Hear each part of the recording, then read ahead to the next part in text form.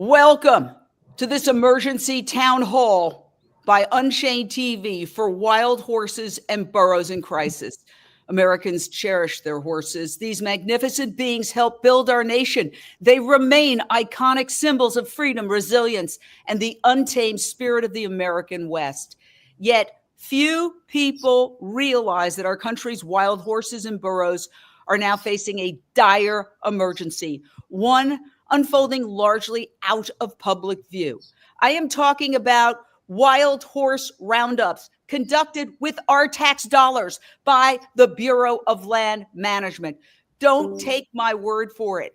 Watch right now, and I hope this will inspire you to help, because this is unconscionable. It must end.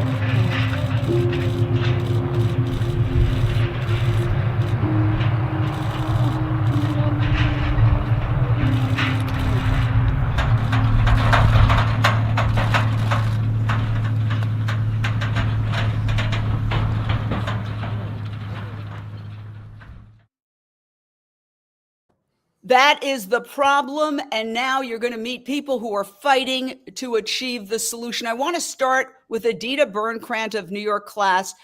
Years ago, you went and protested against the Bureau of Land Management and what they are doing. Tell us your thoughts on why this is happening. You know, it's so heartbreaking to see what our own government is doing to wild horses who should be living wild and free on our public lands. The photo behind me was a wild horse band, a picture I took in Nevada. What's going on is a travesty. There's such a visceral hatred of these wild horses. I've been in several of these Bureau of Land Management meetings where ranchers have testified, the Bureau of Land Management themselves. There is a visceral hatred of these wild horses. They are blamed for degrading the lands, when the truth is our federal public land should be refuges for these wild horses and all wildlife. But instead, they've been turned over to cattle and sheep ranchers who use them as feedlots. That's what's degrading the lands. And instead of protecting wild horses, who, as you pointed out, helped build this country, where would we be without horses, right? What's going on is we're wasting hundreds of millions of dollars. And, you know, I've been dragged out of these public meetings, disrupting them, calling out the Bureau of Land Management, calling out the ranchers who run the show there. So the people in charge just hate these wild horses and they want them dead because they are privileging the ranching industry.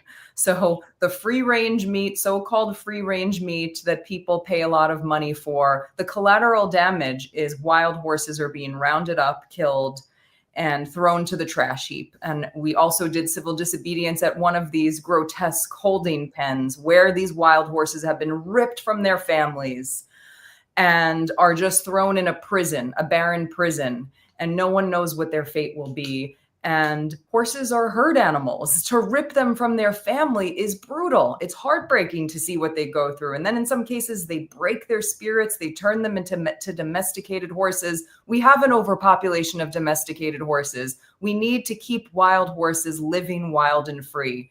And I'm disgusted that the government is still doing the wrong thing here. And we're wasting hundreds of millions every few years, 100 million a year at least, just to keep these wild horses kept prisoner, ripped from their families instead of on our lands.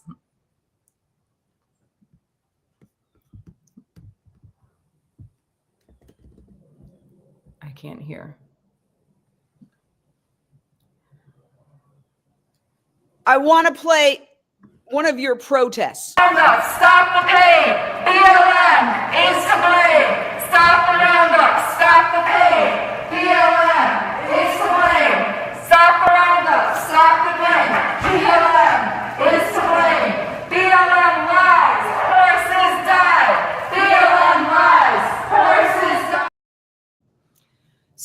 that was one of your many protests. And we've got people from all aspects of this wild horse and burro rescue effort. I want to go straight out to Suzanne Roy. You are a person who your name has been associated with Wild Horses and Burros for many years, running the American Wild Horse Conservation Organization. It hasn't gotten better over the years. It's gotten worse. I am told now that up to 73,000 wild horses are languishing in government holding pens. What the hell is going on here? And unmute.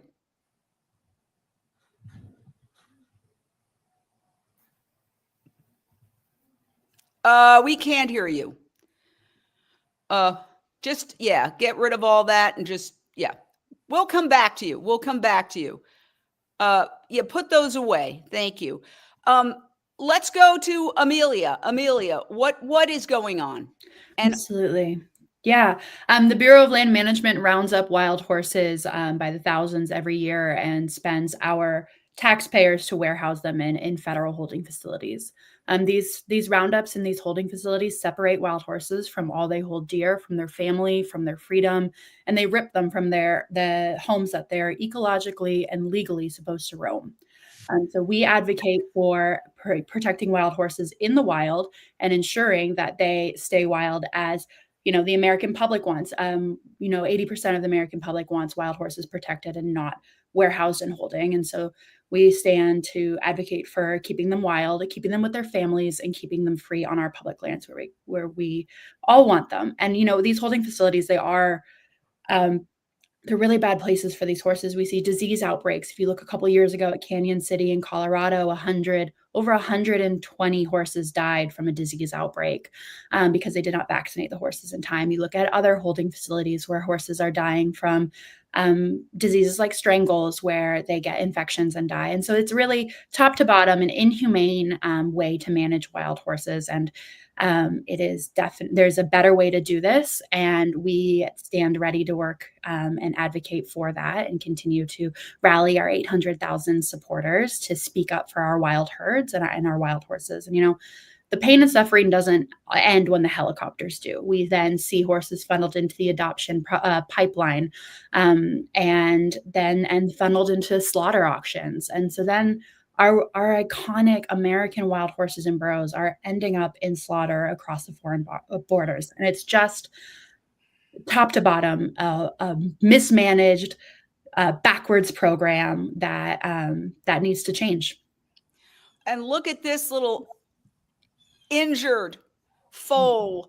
I mean, it is absolutely heartbreaking to see this, especially when the American public is not in favor of this. The American public, taxpayers, look at the comments coming in. This is so sad. Horses want to run free. It's people are really, really upset about this. And yet it continues on because our government, and it's a bipartisan problem. We don't get into politics here, partisan politics on Unchained TV. Let's just say it's been happening in Democratic administrations and Republican administrations. It's been happening for decades. No matter what anybody says, it continues, and it's got to stop. I mean, we are, first of all, driving wild animals into extinction. And yet it's infuriating to me that this continues, even though the American public is overwhelmingly against it. So I want to bring in some folks. Should we give Suzanne a try? Suzanne, try one more time. Okay, cannot hear you. So I don't know what's happening. I apologize, but we're going to keep moving forward. Maybe I'll bounce you out and come back. So let me bring in some women that I ran into by accident who are doing heroic work. I stumbled upon this instant message group, this chat on Facebook, BLM Mustangs, Burros, Donkeys, Mules, and Domestics. And I got involved because every day they're rescuing horses and burros who are about to go on the kill truck for the ride to slaughter in Mexico. Okay, every day, every 5 minutes. And these heroic women are working around the clock with little sleep to make this happen. So I want to start with Jill Robertson Fuoco. I'm unmuting you. Jill, tell us what you do and how you do it. Okay. I started this about 5 years ago, and I got into it through Facebook. A friend introduced me to what was going on with the wild horses and burros. And now I've been trained by this friend to, she's no longer in it, but I put up fundraisers for BLM Mustangs and burros that are in kill pens that have a limited amount of time. Usually they get about 7 days, sometimes less. And in this chat here that you're showing, we fundraise and raise their bail, and sometimes also raise their transport costs. It's a huge amounts of money that we have to raise. It's a lot of stress, a lot of pressure to get these animals out before their ship date. A lot of times we have to pay for board of these horses while they're sitting there being fundraised for, and it's never ending. Let me ask you about this horse right now. I looked at it last night getting ready for this emergency town hall, and I saw this poor horse with this giant cut. And I know you are trying to raise money. Tell us about this particular horse and take a look at this, people. Look at the cut on the side of this horse. This is disgusting. Tell us, Jill. He is shipping to Mexico on the 21st. This is a Arabian stallion, unknown age, open cut and skin hanging. The kill pen will not do anything for this horse. No vet will come out to help this horse. They have given me excuses as to why, but he's not aggressive, and they say he's wild, so they can't really do anything for him. But I'm in the process of trying to find out what his bail is. I have to direct message the kill buyers, and I have to wait until they respond. So this is an example, people, if you're watching, because I see some of the comments, people are like, solutions. Somebody said, we want solutions. We all want solutions. I hate to tell you this, but the solution is to donate. The solution is to donate. And I want to bring in the two other women who, and thank you for everybody else's patience. We're going one at a time to try to get the story told. Michelle Brower, I've dealt with you. You are Sweetgrass Rescue for North American Equines. Folks, if you see that QR code, that goes to her donate page. I hope that you will grab a shot of that and donate whatever you can, because they really need help. These women are working selflessly around the clock to rescue these animals. As soon as they rescue a group, then another group comes in. So instead of having 40 people on their thread, on their chat, if they had 400, everybody could give $10 and we could save these animals. Right now, it's like a desperate plea for so many. So tell us, Michelle, tell us how you find these horses and how you rescue them.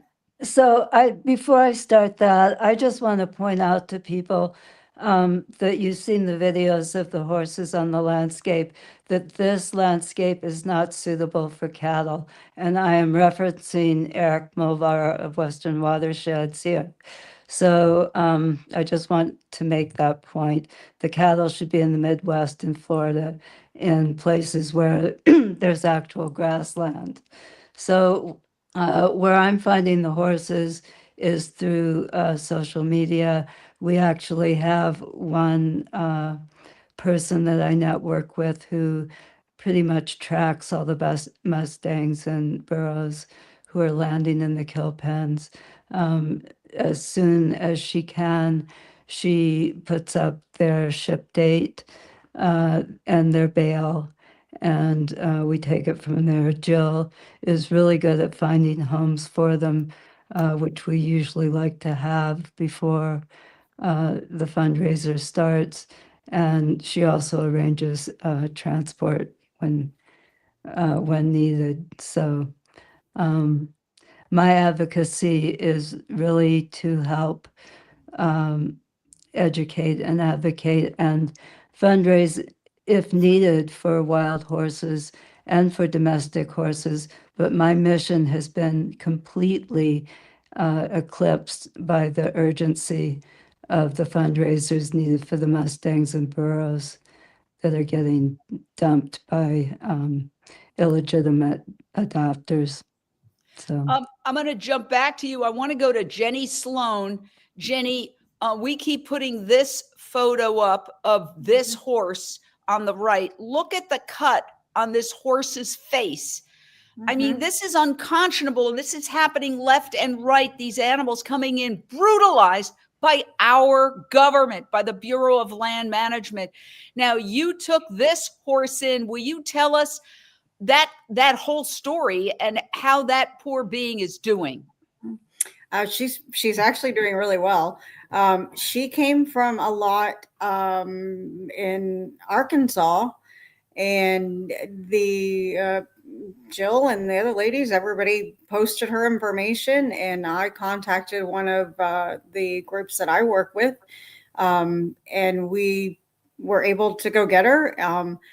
The hardest thing is actually working with the kill pens, working with them. That horse had to stay at the pen for over a week before we were allowed to come get her. So by the time we were able to get her, the wound was already scabbed over. It was already in the process of being infected and all the things. So by the time my husband drove down there and got her back here, we got her to the vet literally yesterday. The vet was able to clean her up, was able to get her treated with antibiotics. At that point, she is sick. She's snotty. She's coughing. And on top of that, she has this horrific wound who is mostly healed at this point. The vet had to dig it open and clean it out and get all the infection and things out of it. But, my job is when they come in like this is to try to get them so they can understand that not everybody in the world is as horrible as those places. And ironically enough, what happened is what the Kilpin told us is that an adopter put a halter on her at the facility and left it on her. And it had been on her for however long, a year. Her face grew into it. The kill pin put her in the chute and they removed it. And they removed it, I guess, as an act of compassion. I don't know why, but they did. And that's the wound that you're seeing was the result of them removing it. It should have probably been removed by a vet under sedation and medication and all those things, but it didn't happen that way. But needless to say, she is healing. She is improving. She will ultimately go west to one of the organizations that I work with, and she will very likely be rewilded at the end of this process. How fantastic. Now, we want to get to all the nuances, but I do want to go back to Amelia Perrin of the American Wild Horse Conservation, such an incredible organization. I want to talk a little bit before we move forward, and we're going to get to In Defense of Animals in a second. What is happening with legislation? Because we did pass a Wild Horse and Burros Protection Act back in 1971 during the Nixon era. And our horses are supposed to be protected by the Wild Free Roaming Horses and Burros Act of 1971.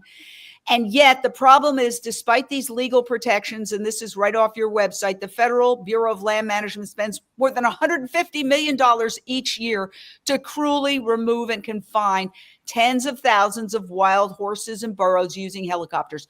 That's a disconnect. And then they basically banned horse slaughter in the United States through a technical maneuver, but now they're just being shipped to Mexico, which is even more cruel. What can be done? Yeah, absolutely. So the 1971 law protects wild horses and burros as integral parts of our natural Western landscape. But unfortunately, that law has been weakened over the years due to commercial interests and private interest dictating policy. And so we see things like the 2004 Burns Amendment, which allowed for the Bureau of Land Management to implement a sales program and actually took away any protections for slaughter for wild horses and burros. So what that means for us every year is that we have to advocate for wild horses to maintain the ban on wild horse slaughter in Congress every single year. So what can we all do about this? What can everyone watching do about this is please continue to advocate to your legislators about that wild horses and burros must be protected from slaughter, but not only that, they must be managed in the wild. We need to stop spending so much money on this roundup and holding complex and instead flip that and manage these wild horses in the wild where they belong. And there's some really great bipartisan solutions that are being put forth in Congress right now, such as Dina Titus's Wild Horse and Burro Protection Act, which would eliminate the use of helicopters for roundups over a course of a 2-year period.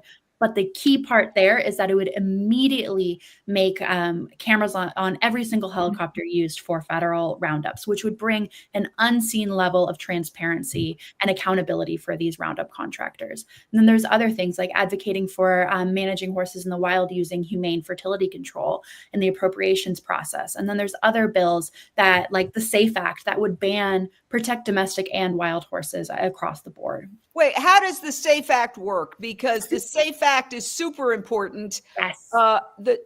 What? Yes, it is. Yes, I was agreeing. The SAFE Act, I mean, the worst part of all this, I mean, it's all bad. It's all horrific. And the worst part is the idea that, oh, we were so nice to ban slaughter in the United States, so let's just ship them all to Mexico and Canada, which just exacerbates the cruelty. They're on these rides without water, without food, open air trucks. It's extreme cruelty. Why isn't the SAFE Act something that everybody can get behind? Is it because of the meat industry's tremendous control over Congress? There's huge influence of private industry in Congress, and I think that it does play a role in any of these general animal protection bills, wild horse protection bills, and domestic horse protection bills. And so this is something that, we've really rallied around, and a lot of domestic horse organizations have rallied around is supporting the SAFE Act. And we keep getting a lot of co-sponsors on that and a lot of broadband support for this, which the SAFE Act would ban officially close slaughterhouses in the United States, and then ban the export of horses to Canada and Mexico for human consumption. And so this would take down a huge industry, and it would be a really great step in protecting our wild horses, domestic and wild horses, from the cruel fate of slaughter, which, again, we all stand very strongly against. We don't want our wild horses slaughtered. We want them protected on our federal lands. And unfortunately, the Bureau of Land Management's adoption and sale programs have funneled these horses directly from the holding facilities to the slaughter pipeline through the Adoption Incentive Program, which AWHC has been investigating since 2020. And ultimately, our litigation ended that program.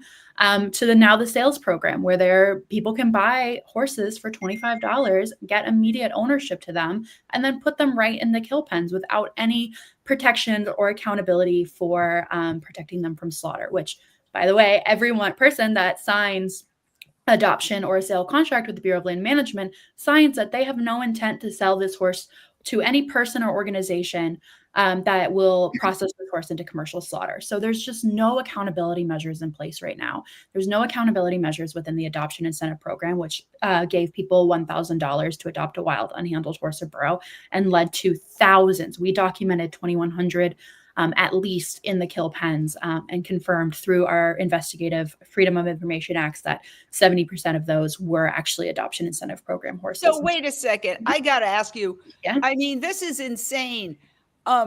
There's widespread corruption in our government. They have an adoption program. And this is what I've been learning from these ladies, and we'll go to them again. And they basically flip them. You've heard of flipping houses. This is flipping horses. And they take them on the cheap from these via these adoption programs. The BLM has to know, because if you have the same people coming back over and over again, they're flipping them. And yet the government looks the other way. My final question to you, can't you sue to stop this? So we did sue to stop the adoption incentive program, and we did put a halt to that program and terminated it. There are other ways that we are advocating for accountability within the government, and we're working directly with lawmakers to make sure that there are humane welfare standards and that there are these compliance inspections done at no, but I need a new lawsuit. They're obviously still doing it. We've got thousands of horses flooding into the slaughter pipeline. Why can we sue again? I think the idea is to keep suing. Yeah, absolutely. And we take part in strategic litigation that we know we're going to win. The worst thing we can do is sue and lose and set a bad precedent for wild horses across the board. So we are continuing to evaluate all of this information, compile this information. And so, anyone out there that has any information about a wild horse and burro, please send it in to us. We have a database where we track all the wild horses that we can identify and continue to evaluate all of our options to fight this. I think the landscape is changing with the end of the adoption incentive program. And so we're currently looking at what is possible here. What is the best course of action for our wild horses? And what is one that is going to set us up to win for generations to come? And so that's kind of how we're looking at this and making sure that we can step up for our wild horses through congressional action, through laws being passed, through potential litigation, and through our advocacy efforts. People can't care about this if they don't know about this. And one thing we know is when we reach new audiences, they are enraged, like all of us, and are ready to take action. And so those are our key areas. We are working in Congress, we are working boots on the ground, and we are working in the courts to make sure we get lasting protections for our wild horses and burros. Wow. Amazing work. Thank you so much. I just don't understand if the 80% of the American public is outraged by this, how we can't somehow get bipartisan buy-in to stop it. And to me, it's that our government has been co-opted by the meat and dairy industry, by the ranchers. And this is so upsetting. Lisa Levinson, you have been extremely patient, but In Defense of Animals is doing other work along with your organization, Amelia. In Defense of Animals is trying to get people involved. Can you tell us how IDA is trying to be part of the solution, Lisa? Yeah. Sure. Yes, IDAs, we've been involved for many years. I think actually some of the people who started their own organizations to protect horses did start working under IDA as for our Wild Horse and Burro campaign, which is very strong, and we're so delighted that we can continue this program. We've been promoting and advocating for the SAFE Act to pass that once and for all. However, it's been a struggle, as many people have talked about. And we're also really excited to begin helping some of the people that we've heard speak about helping the animals who are directly in the kill pens. So there's lots of strategies. One is to work legally, which we're doing with the legislation, and then also to work with people who are boots on the ground trying to save horses from the kill pens. So we're really interested in doing an appeal to help them to raise some funds so that we can stop this terror that's going on for wild horses. And it really is terror. I want to go to Madhu Anderson. You have actually watched the roundups and you happen to live in Wyoming. I want to ask you about the emotional impact on you as an American citizen, as somebody who, has to pay taxes just like we all do. I'm outraged, but I haven't seen it with my own eyes. What was the emotional impact when you saw it with your own eyes? Unmute. Yes, thanks, Jane. Yes, I do live in Wyoming, and I have lived in Wyoming more than 10 years. I have, like, on my camping trips and hiking, I have seen so many wild horses, horse herds, and they are beautiful. Definitely, they run for miles every day, and I saw them playing in the river waters. It's gorgeous, beautiful to see them. And then I live just a few blocks from a wild horse holding facility and a BLM regional office, BLM field office, which is in Rock Springs too. It's heartbreaking to see them confined like that. There is no shelter on the Rock Springs facility. Um, and of course they are again away from their family members. So I will share briefly about my experience in August 2024. There was a wild a white mountain HME area where the roundup was occurring, and I registered with BLM. Like, you have to register, you have to give your name and your email address, and then you can go and see this roundup, because they're going to email you the location where you're going to meet them. So I went and attended this, and I was an observer for 4 days.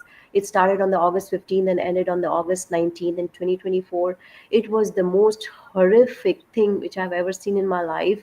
I have seen these horses so wild and free, and then I saw them in distress being chased by helicopters. So, according to these horses, these helicopters is some giant monster, some animal which is chasing them, and they feel so scared.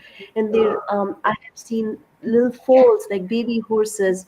They couldn't even keep up with the band. It was a nightmare. I had never seen anything like this in my life, and I had nightmares. I still have nightmares. All this footage just stays in my head, which I've seen.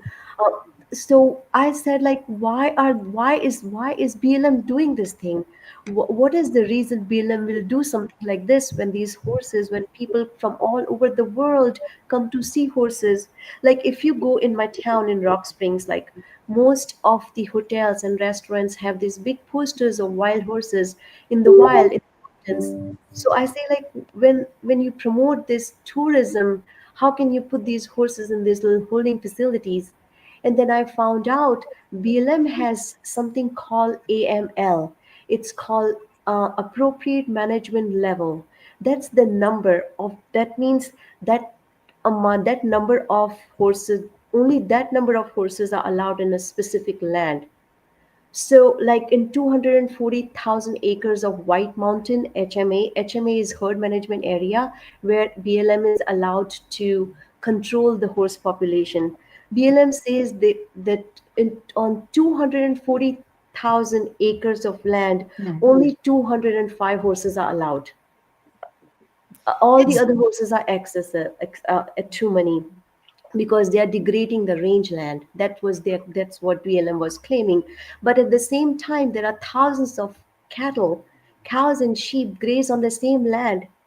BLM actually, these wild horses compete with these cattle's food because they eat the same food. Cows and sheep eat the same food as the horses. So to work in the interest of the ranchers, the BLM wants to remove all these horses. In fact, they are just saying this AML number, they reduce the number. There is no logic behind this number, Jane. There is no logic.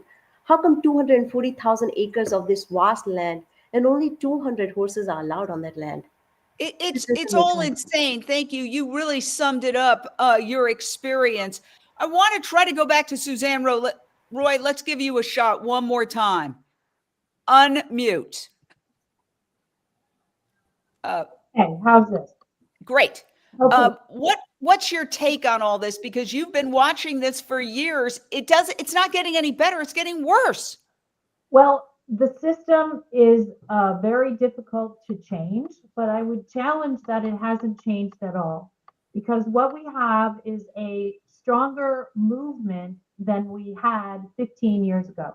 I went to my first roundup on my birthday 15 years ago, and I, like everyone else here, was just shocked at what I saw. And one of the most tragic things was I saw a stallion charge the bars of the pen, break his neck, and die, be they don't die immediately either. The BLM says they do, but they don't.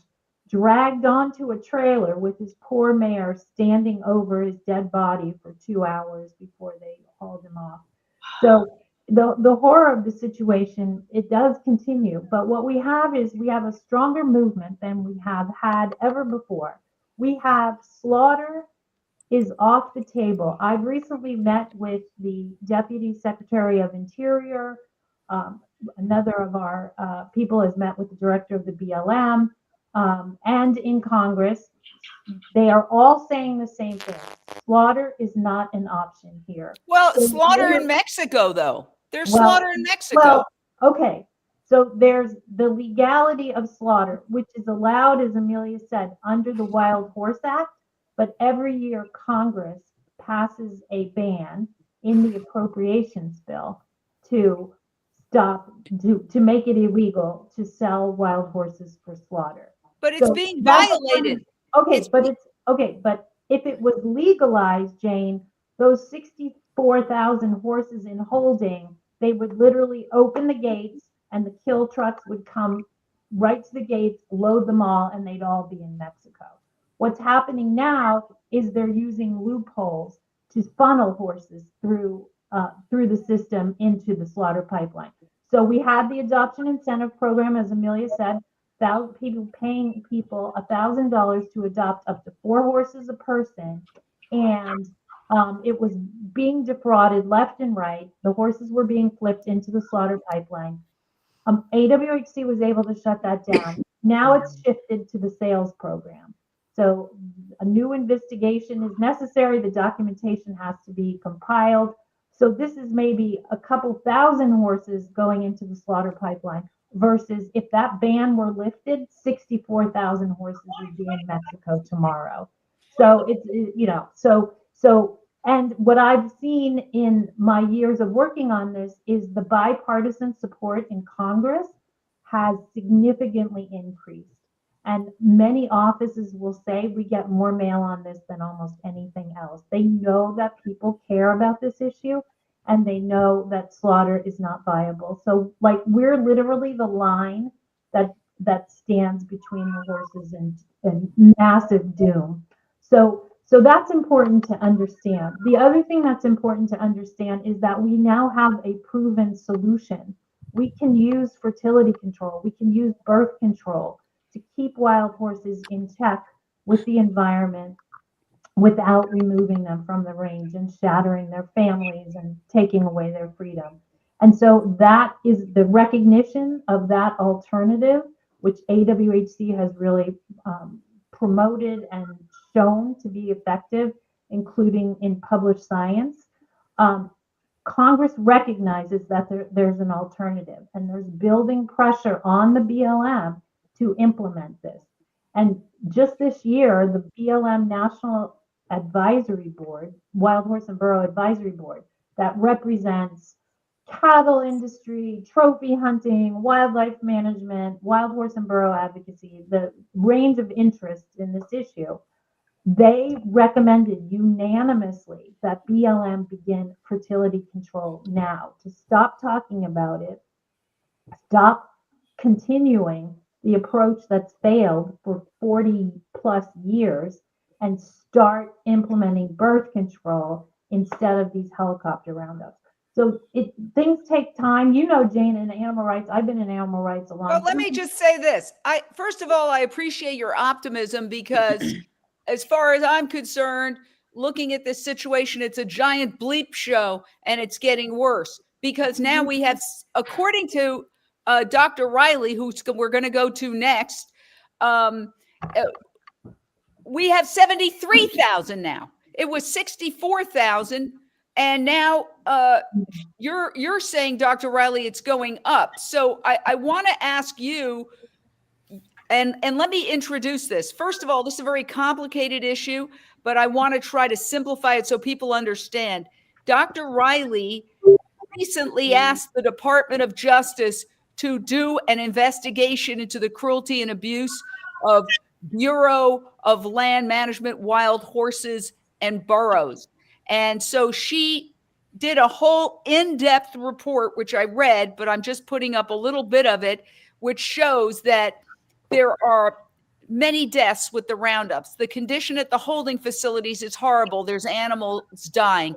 There's thousands of horses being sold to slaughter in violation of the rules themselves. And the government knows all about it. They're looking the other way. There's widespread corruption. So I love Suzanne's optimism. Let's go to Dr. Riley and get your thoughts on where we're at.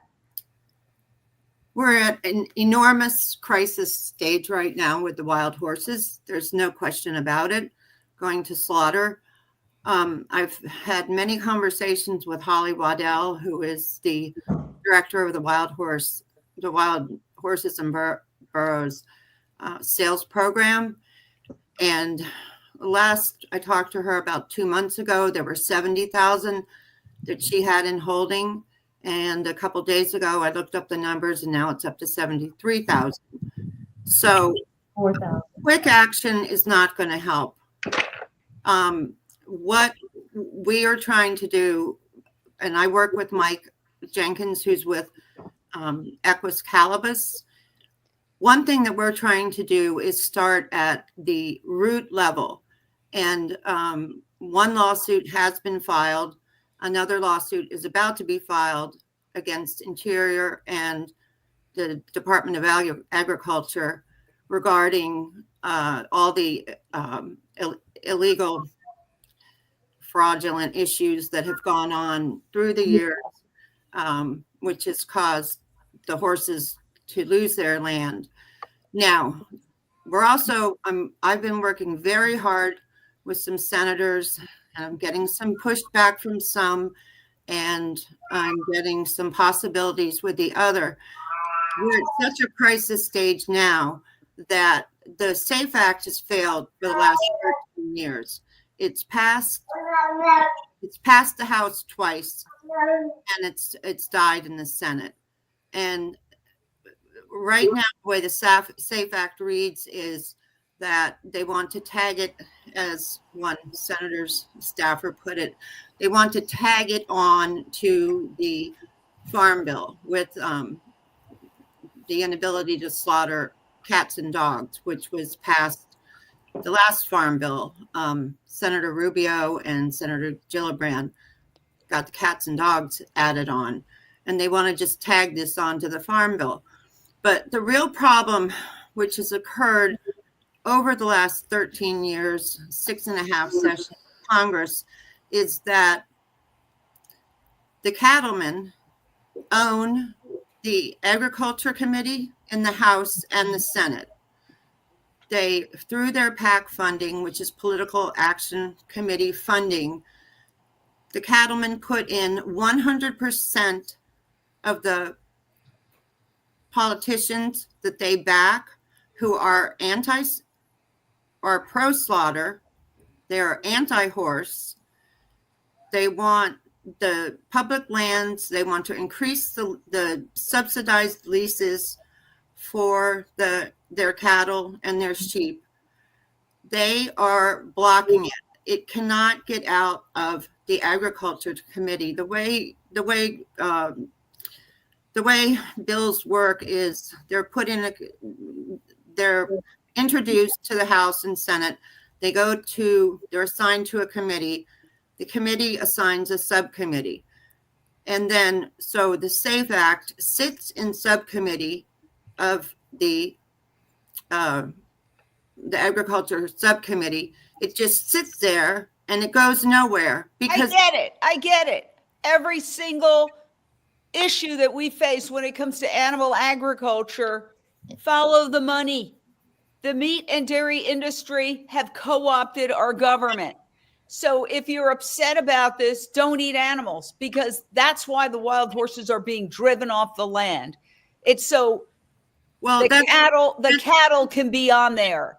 That's part of it, Jane. It's a big part of it. That's part of it. But we've got 2 lawsuits that go to the root level for the federal land management. And then what I'm working on is getting the SAFE Act done now, which would mean Yeah, a excuse me, discharge. let me just say something. You just said that it's languishing in committee. So how are we going to get it done when it's stuck in committee? That's what I was just about to get to. Yeah, I mean, that's the point, is that it's a dead end. That's the Exactly. problem, is Well, that no, it's not. supposedly we have a legislative process. Supposedly our representatives work for the people, 80% of whom, Democrat, Republican, Independent, don't want to see wild horses chased off the public lands. And yet, guess who controls the agriculture committee?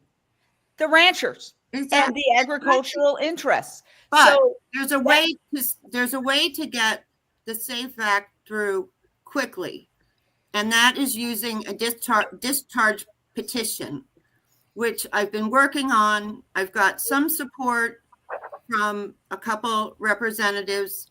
I've got some support from a few senators who are considering it.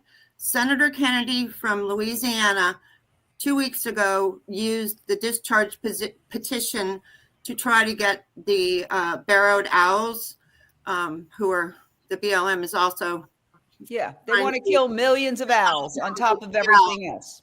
So I'm working hard to get the SAFE Act, to get a discharge petition for the SAFE Act. Unfortunately, one of the leaders of the SAFE Act in the Senate he just thinks that it is going to tag along with the Farm Bill. Well, God knows the Farm Bill is over 2 years overdue. Exactly. You're proving my point. I am fighting with. I appreciate your fight. I appreciate your fight. And I thank you, and keep fighting. I want to get back to what people can do now. And here's what you could do. You could donate. You could share this video out. You can get involved. And this is where I want to go back to the actual animals whose lives are on the line right now. And I want to urge everybody to try to join this group on Facebook. It's a chat group on Facebook, BLM Mustangs, Burros, Donkeys, Mules, and Domestics. Okay. You can also just donate directly to Sweetgrass Advocacy for for North American equines. If you put your phone on the QR code right there, that'll take you right to Sweetgrass Advocacy for North American Equines. They are rescuing horses and burros left and right. So I urge you, everybody, while you're watching now, just snap a photo of it, or just go on your phone and go in there and donate and get involved. I want to tell you that there's a lot of joy when a rescue happens. I happen to be involved in a couple, and I want to show you the burros who were rescued. And they can you can rescue a lot of them for very little, because it turns out that they are so cheap at this point that they go for basically, a couple of $100 here and there. So check this out. This was a group of burros that we rescued. There's nothing you could buy that makes you feel as good as knowing that these lives are, there they are, rescued burros. Look at these babies. They were saved by this group. 1, 2, 3, 4, 5. And they're looking, and they jump, and they say 6. And there you go. And they're going to live safe, happy lives because they were rescued by this group. And look at these. Tell us about this rescue. Would you do me a favor? And you've been very patient, Nicole. Tell us about the rescue of those and other animals. I'm going to unmute you. Go ahead. Thank you, Jane. This group of burros was posted, and we were told they have to be bailed. They couldn't be held like others.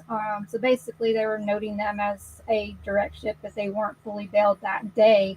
And these are mama and baby pairs in that group that were rescued. And unfortunately, one of the mothers did pass away. She was really thin and weak.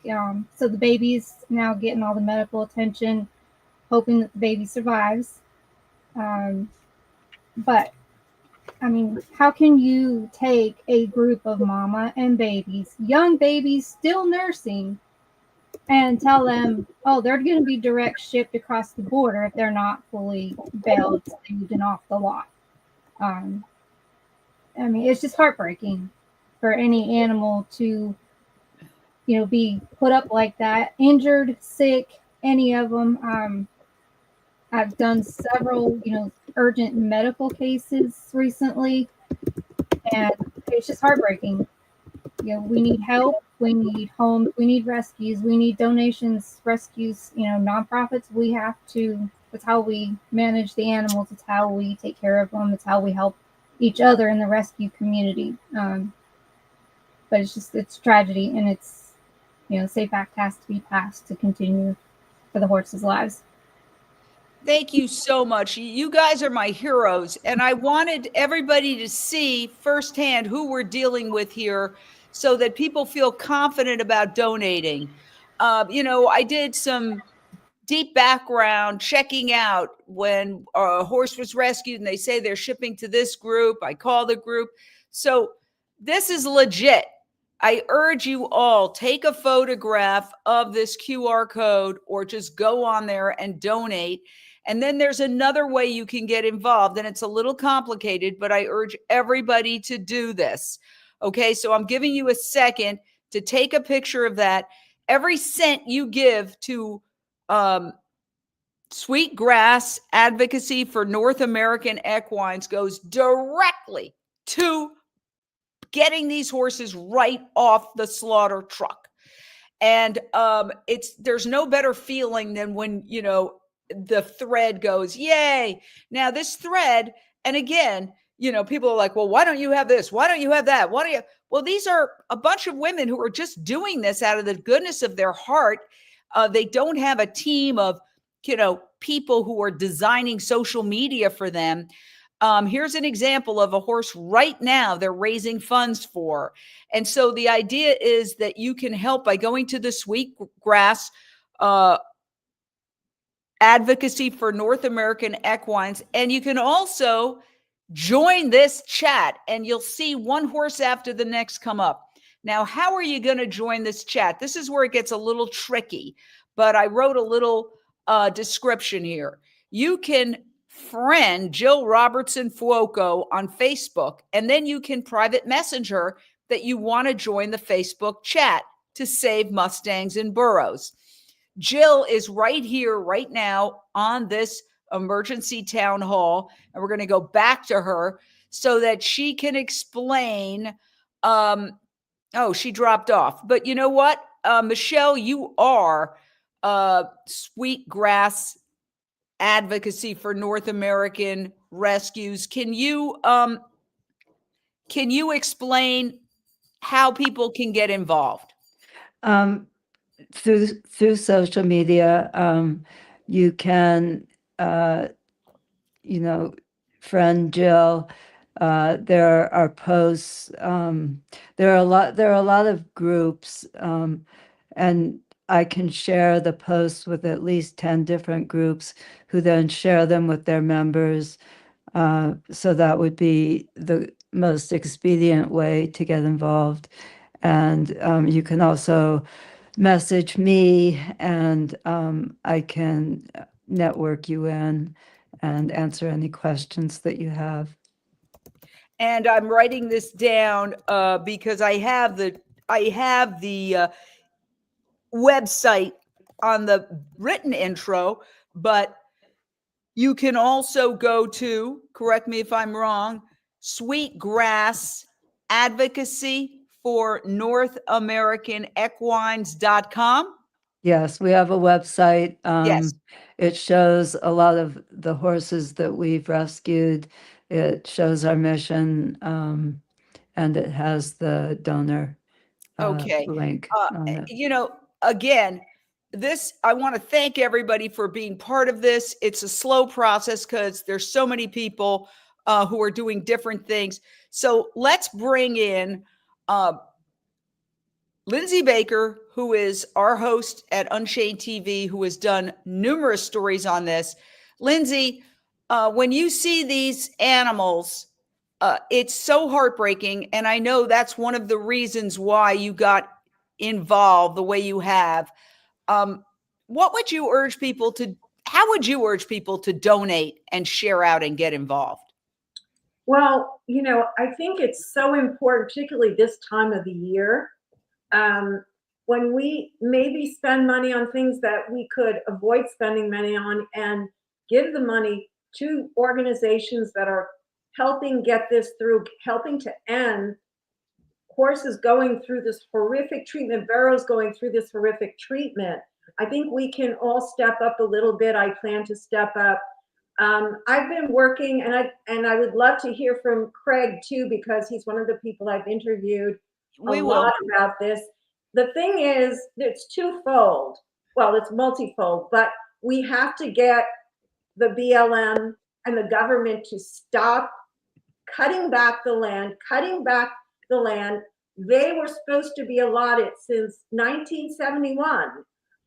There was an act passed for the wild horses and burros. I don't know if you covered this yet, but that has to be enacted because these horses and burros continue to come through, and it's because we are not doing the right thing. I also want to urge the organizations to pull together now, donate and work together. There's a lot of ideas, there's a lot of solutions, but we need to crystallize because we are going to lose the most precious, these horses. Not only are they important because of their heritage and they worked for us, they made this country what it is, one could argue, but because it affects the environment. It's a big, big risk to the environment. So for so many reasons, I think this will be one of my there's so many good causes, but this will be one of my number one organization situations where I donate and to support this fully. I'll be honest with you. One of the reasons I'm holding this town hall is that I got caught up because I looked at the faces of these animals who are 5 minutes away from going on a truck to be shipped to Canada to have their throats slit. And I couldn't say no. And I started donating and donating. And then I realized, no, we need more people. Yeah. No one person could do this alone. And I certainly can't do it.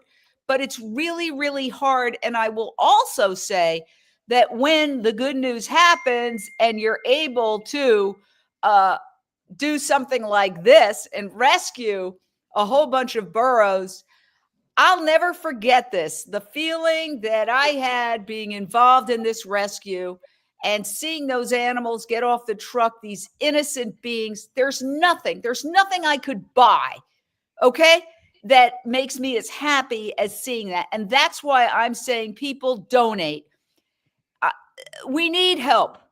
These women who are doing this around the clock, you see them, they're on this town hall now.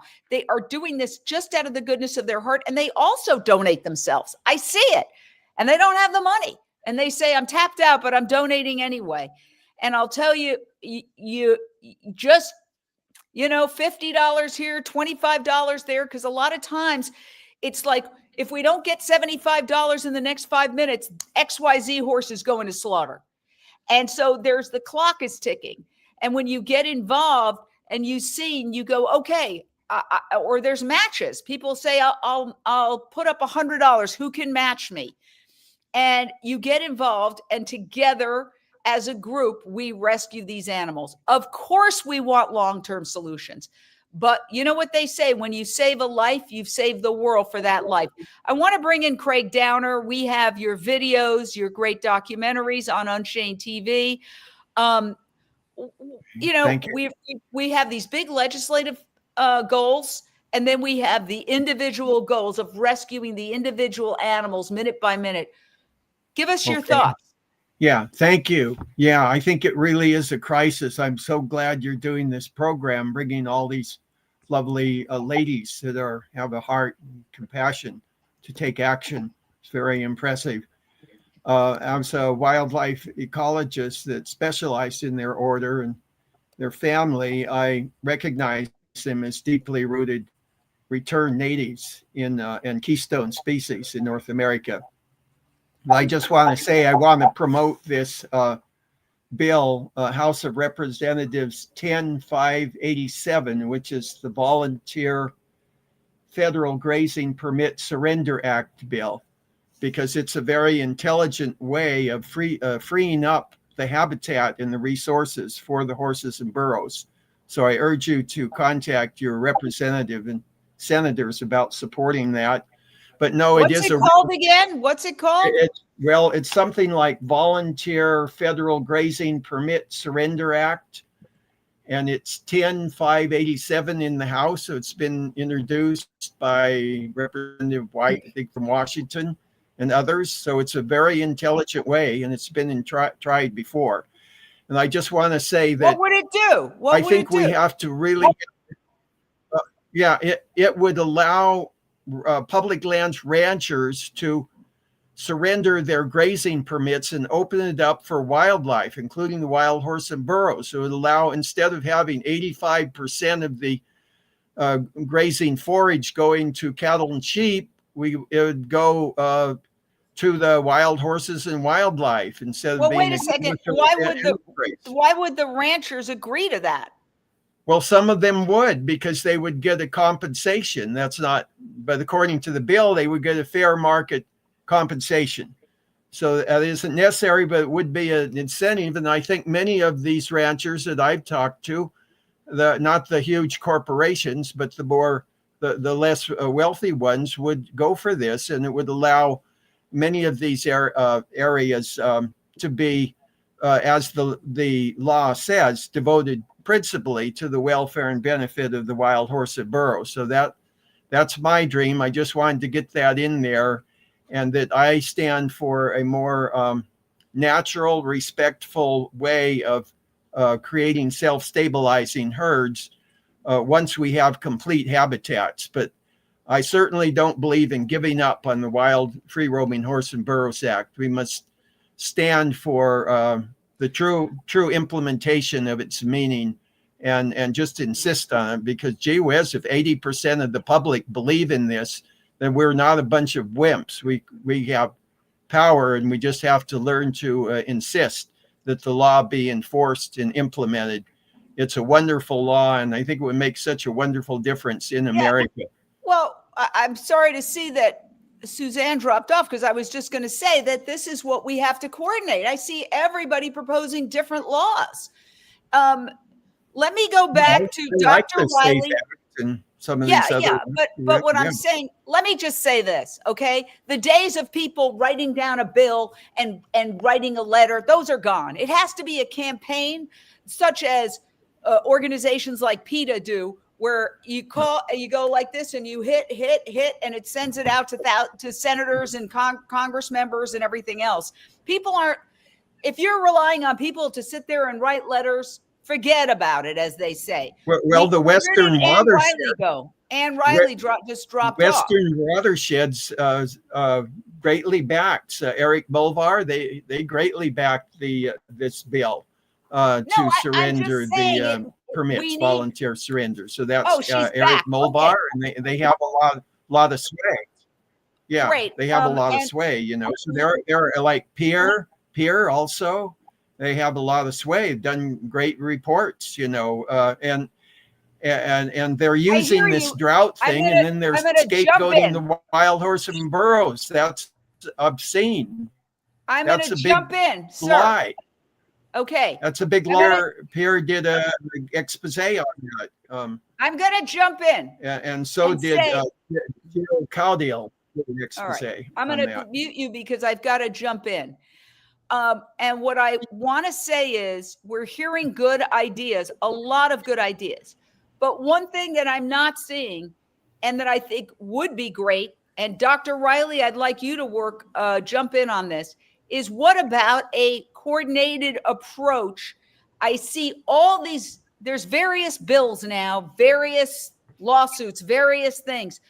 I mean, how do we coordinate with all the groups? You know, that the bad guys, they're organized, and they get together and they sit in a giant conference room and they say, this is what we're going to do. Whereas it seems like we animal lovers, everybody's trying their own thing. Now, on this one emergency town hall, we've had really good top organizations and on the ground rescuers. Is there a way to get them together so that his bill and your bill and the other bill, that there's a coordinated approach? Because I can tell you that if 80% of Americans are mailing their representatives that they want this done, there's a certain point where it overwhelms the agricultural and the industrial and the financial interest, because these people know at the end of the day, they do have to go up for re-election. And so, it has to be absolutely overwhelming. And that's what I think we could achieve if all of these groups got together. Dr. Riley, what are your thoughts? I agree with you 100%. Our group just did a national mailing. You can still do it. As it went for an executive order to President Trump, asking for the SAFE Act to pass or end slaughter.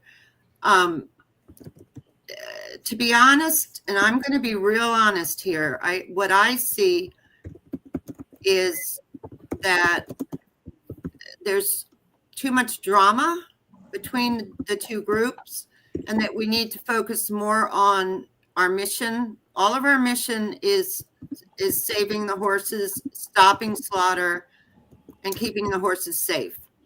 Period. End of story. Stopping the BLM, hopefully rewilding the 70,000 or so that are in holding at the moment, not letting them land in auctions where they get hurt, they get sick, they die.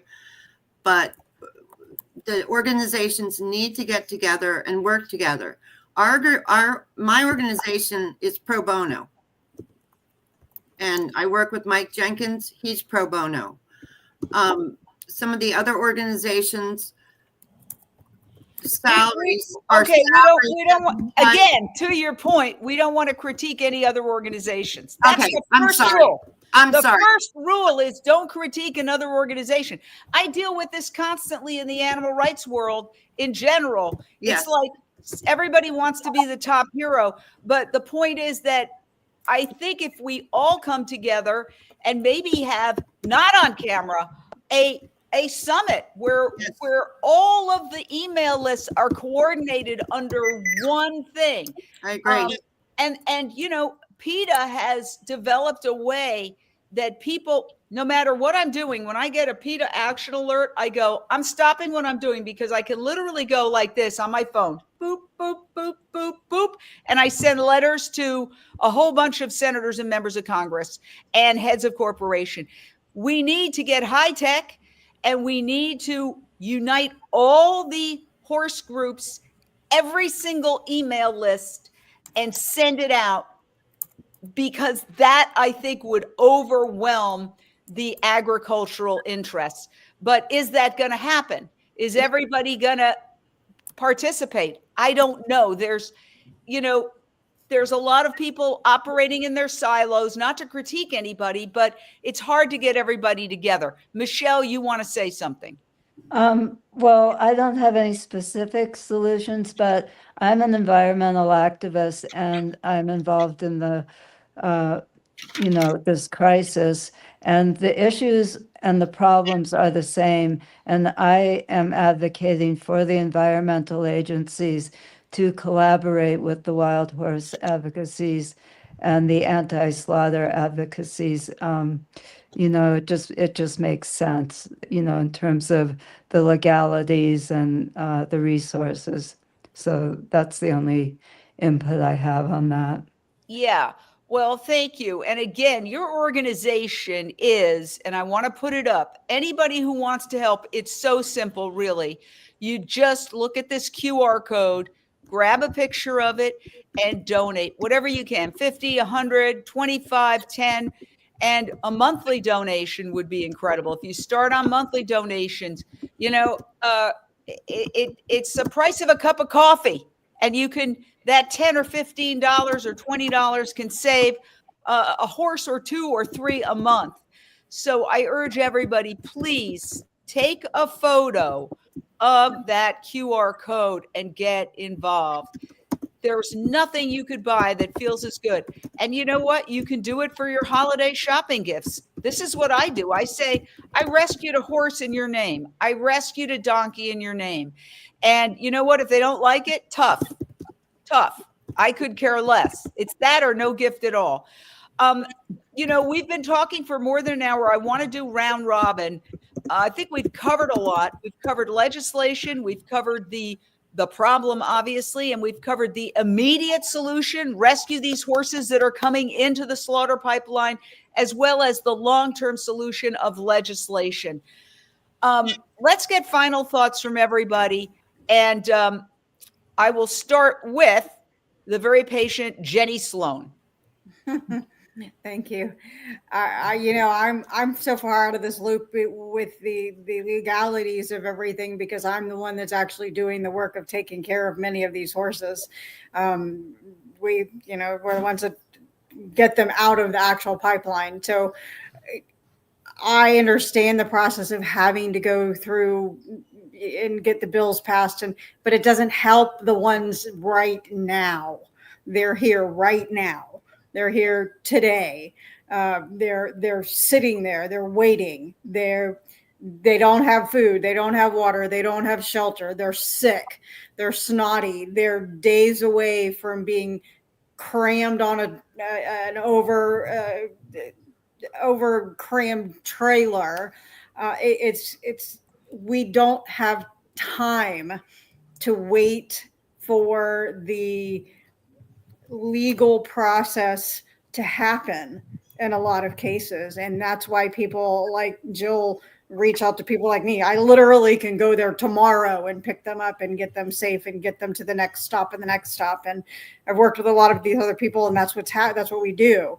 But it is urgent. We can't be patient with their lives anymore. There's too many of them.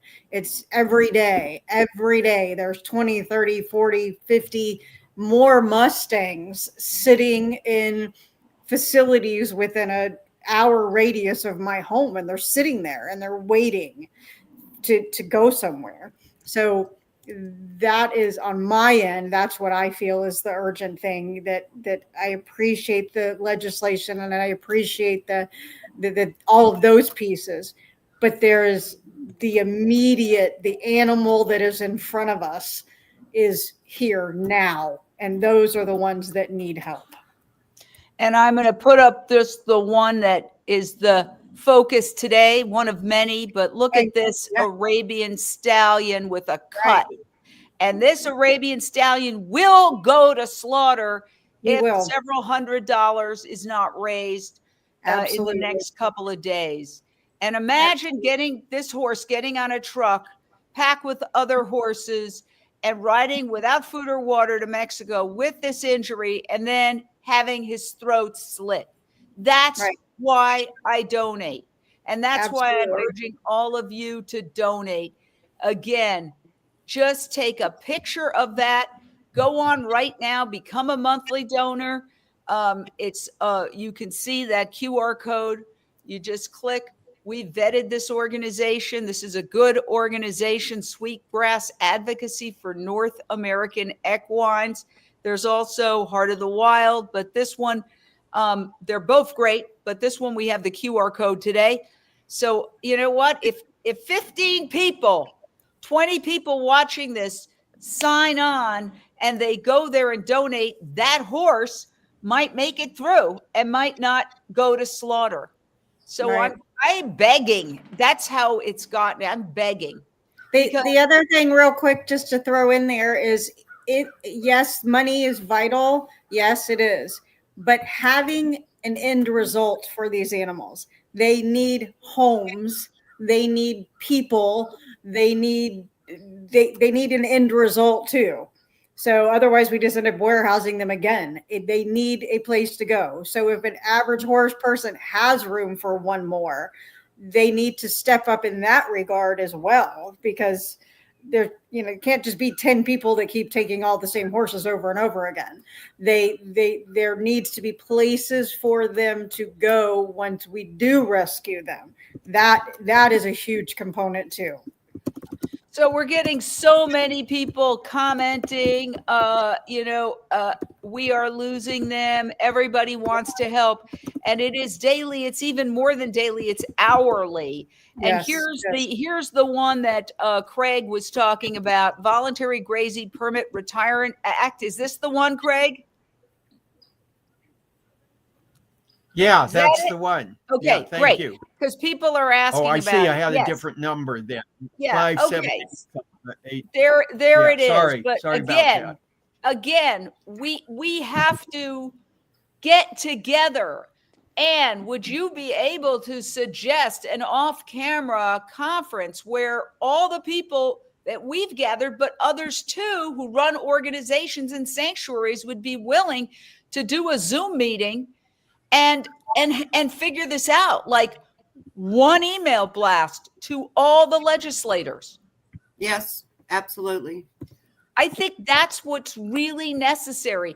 Listen, we can argue till we're blue in the face of do we feel that it's needed birth control or not. I've heard arguments on both sides. Let's not go down into that vortex. What we want to stop is the horrible transportation of these animals to Mexico and Canada. Let's aim for that, the SAFE Act, as well as, and they're not mutually exclusive, the Voluntary Grazing Permit Retirement Act. I think that those are two really smart solutions that have come out of this. And if we can meet and say we're not going to argue about all the inside baseball stuff that these groups always end up arguing about. I remember 20 years ago, they were arguing about the birth control or not. Forget about it. Let's focus on two items that are maybe achievable, and go for that, and then get everybody's email list and have it done in a coordinated way. All right. I'm going to give Lindsay Baker her final thoughts right now. Unmute. Well, I love exactly what you're saying. I love the multi-pronged approach. I love the idea of us coming together. I also love the idea of becoming a monthly subscriber, even if it's only $10 a month, because we forget over time. But if we set it up, hey, $17 to $20 a month is one of your streaming networks. Come on. We can stop watching the reruns of some dumb show and actually make a difference for these animals. I mean, it doesn't take that much. And sharing this out, talking about it, getting more people involved. But that Zoom call, I think, is very key, because just like you, Jane, I've been doing these stories, not like you doing this part, but I've been doing it since 2016. And I've interviewed many, many, many people, more people than are here today, all great intention, all doing great work. But we need to come together for solutions. And I would say that's the key. Let's support now the immediate problem, and let's come together for more solutions. Excellent idea. And that we've achieved something, because one of the reasons why I hold these town halls is that a lot of times what comes out is an idea. And I do feel that there's a lot of silos in the horse rescue. First of all, there's so many horse rescue groups. I was shocked when I went looking for Heart of the Wild Rescue. There's a bunch that have similar names, and in every state there's good people rescuing these horses. Imagine if we all came together and we combined our email lists and we sent out a email to all of them saying, click, click, click, click, and that would be something that would go into the inboxes of the president, of the Senate, of the House. And that would be very, very powerful. So now I'm going to go to Michelle. Well, let's go to somebody who's been overlooked, and I apologize, Nicole Scholl. Unmute and give us your final thoughts. Well, honestly, we have a system that's failing every animal, not just horses, donkeys, but all animals that they claim, they're protecting. So honestly, we all as a group, if you care about animals, be their voice. They can't talk like we can. Step up, be there for them, advocate, bring the awareness. That's all I can really do. Be their voice. And you have an incredible organization as well. I've donated to your organization and will continue to do so. But again, no individual can do it alone. I held this town hall because I said I can't do. I'm tapped. I mean, but then you see the faces and you go on that instant message group, that chat, and you see more of the faces, and it's like, how can I not? How can I not? This horse and that donkey. It's truly overwhelming, but that's why I say together, if we all pitch in, we can do it. We can do it because it is a pipeline, but it's not infinite. It's overwhelming, but it's not infinite. And if there's enough people donating, then those horses can be saved, because these women, they work like hell around the clock to save these horses. Okay. Final thought from, who do we got? Madhu. Oh, that's not Madhu. Hold on. Madhu. Yeah, hi Jane. Yeah, I also think that the cruelty starts from when the roundup starts, as I have witnessed this cruelty with my own eyes. Animals, horses getting separated from their families, dying with injured leg injuries or breaking their necks, overcrowded pens, etc. So I believe that another way people can help is if you go on the BLM website, you can always find out when the next scheduled roundups are. Roundup is going to happen whether it's in California, Nevada, Wyoming, Montana, or Utah, wherever, and make a call. Please, you can call BLM directly and tell them to stop that particular roundup because it's cruel to the animals, and it is cruel and it's costing the taxpayers a lot of money. We can also participate in the public comment periods, because BLM does open public comment periods for certain roundups, and we can always speak up against them there, because cruelty starts from the minute the helicopter starts, and it is the most horrible way of treating wild horses. Oh, so awful. I mean, I love everything you say. It's always good to protest. I had seen these protests for years. For example, stop the pain. BLM is to blame. Stop the roundup. Stop the pain. BLM is to blame. Stop.